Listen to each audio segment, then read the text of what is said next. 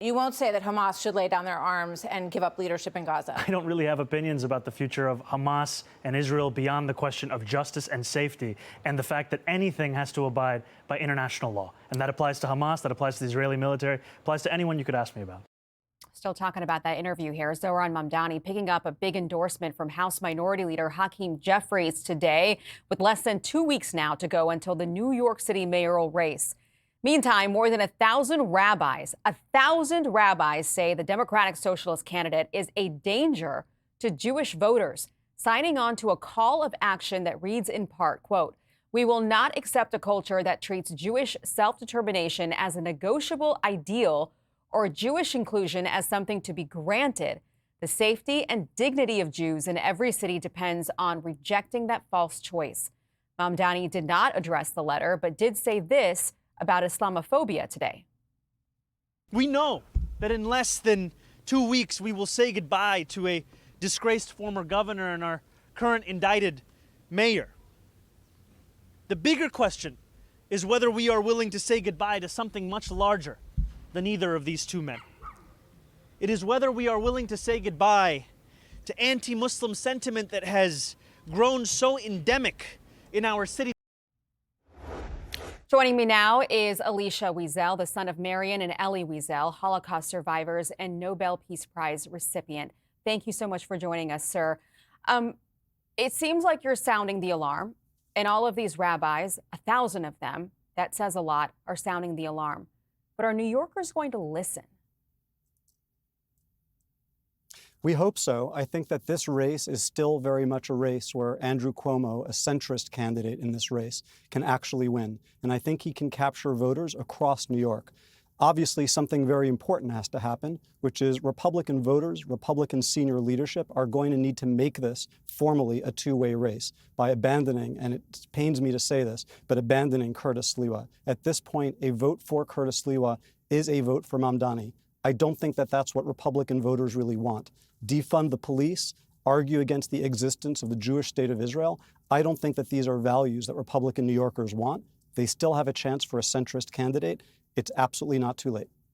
Why do you think that it's gotten to this point? I mean, just 2 weeks before this election, he is, so far ahead in these polls. And this is, I think for people that don't live in New York City, they're looking at it and thinking, this is the largest population of Jews outside of Israel. And yet somehow he continues to poll so well. It doesn't add up. Yeah, I think that one of the things young people like about candidate Mamdani is that he is an idealist. He is not a tried and true experienced politician. And tried and true and experienced politicians have made mistakes. They've made compromises. They've been through the thing. And candidate Mamdani has a ton of idealism, and that, I think, attracts young people. The mistake, however, is that the idealism has zero experience to go with it, and the ideals are bad ideals. That's the real problem. What are the ideals? What is he campaigning on other than make Jewish students feel uncomfortable on college campuses? Let's do everything we can to divide the community and single out one community to feel that it's closely held values. And Zionism is a closely held value for the majority of Jewish people, not only in the city, but in the country. And he's saying, I'm going to make that particular segment of the community as uncomfortable as I can. So what are these ideals that we're really praising? But he comes across as smooth, polished, and articulate. And when he lies, people don't know or they're too busy to call him out on it. That's how you get to this point. I wonder, if he wins, which in all likelihood, it feels like he is about to win. Is there anything that could influence him once he's in office? I don't know. I think if that happens and he gets into office, he's going to struggle, I think, to get many of his policy objectives done. He's going to need to build coalitions and communities, and he's going to have to find people who are willing to work with him. And I think that, right now he has alienated a very significant segment of the city. It's not a great place to start from. He's going to have to be a mayor to all, right? To all New Yorkers. And a large chunk are Yeah, Jewish. but I got it. Yeah.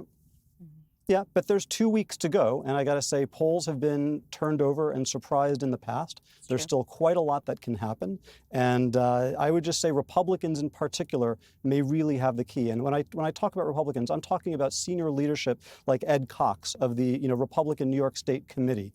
If he were to come out and say something like, you know what, I actually am going to endorse the centrist candidate, that would be an example of putting the city over party politics. There are still things that can happen. You mentioned earlier that Speaker Jeffries, that leader Jeffries and Kathy Hochul showed weakness.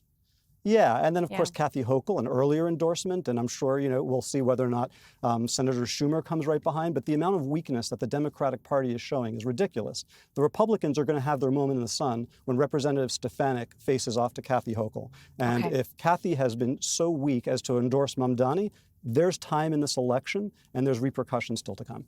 All right, Alicia, thank you for joining us on this important topic. Click here to subscribe to the Fox News YouTube page to catch our hottest interviews and most compelling analysis. You won't get it anywhere else.